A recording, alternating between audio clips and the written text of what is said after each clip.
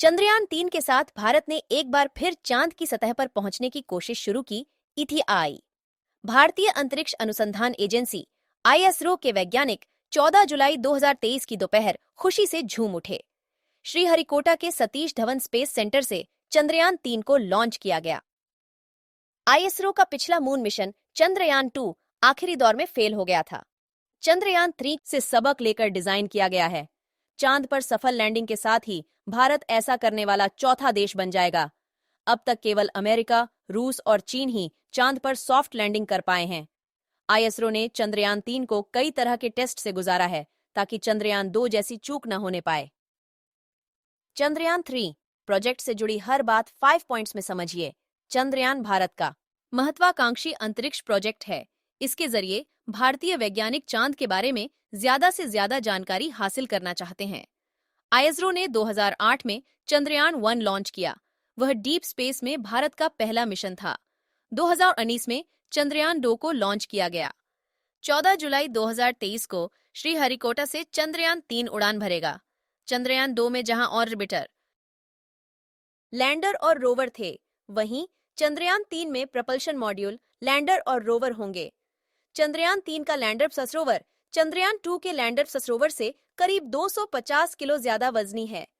चंद्रयान 2 की mission life 7 साल अनुमानित थी। वहीं चंद्रयान 3 के प्रपल्शन मॉड्यूल को 3 से 6 महीने काम करने के लिए डिजाइन किया गया है। चंद्रयान 2 के मुकाबले चंद्रयान 3 ज्यादा तेजी से चांद की तरफ बढ़ेगा। करीब 40 दिन के सफर के बाद चंद्रयान 3 चांद की सतह तक पहुंच गया। चंद्रयान को चांद तक पहुंचने में 42 दिन लगे। चांद के पास पहुंचकर यह उसके गुरुत्वाकर्षण बल के हिसाब से एडजस्ट करेगा।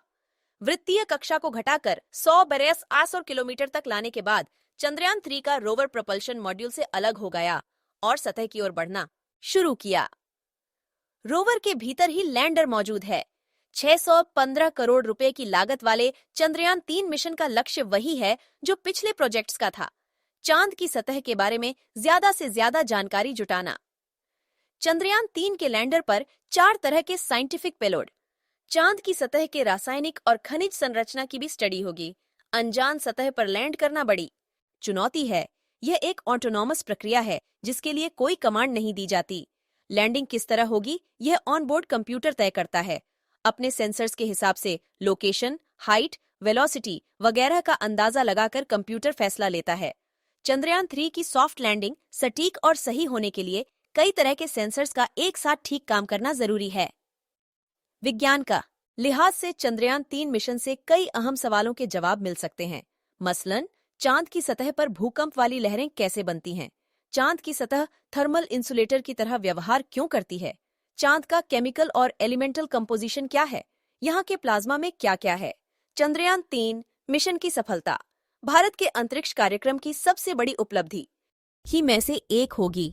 अमेरिका, रूस और चीन के बाद भारत चौथा ऐसा देश बन जाएगा जिसने चांद पर सॉफ्ट लैंडिंग की होगी। हाल के सालों में इसरो ने खुद को दुनिया की लीडिंग स्पेस एजेंसी के रूप में स्थापित किया है। चांद पर सफल मिशन से उसकी साख और मजबूत होगी।